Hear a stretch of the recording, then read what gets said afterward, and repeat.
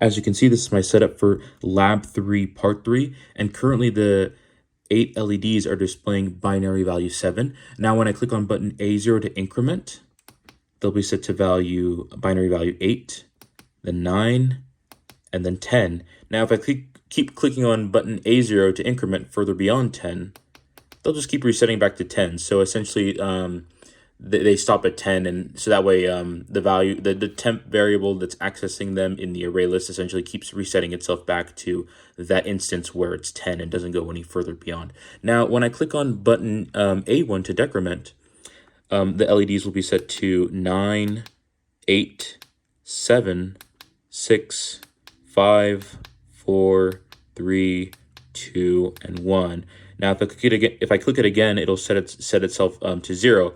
But if I keep clicking it again, it'll just keep resetting itself to 0. So same principle applies.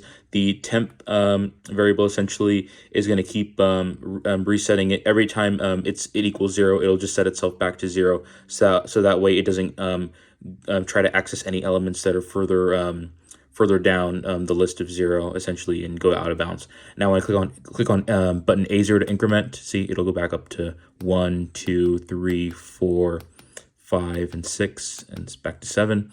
Now if I click on both buttons to reset to 0, all the LEDs will turn off, so essentially it resets itself back to 0. Now when I click on A0 to increment again, it'll go back to 1, 2, 3, 4, 5, 6, and 7.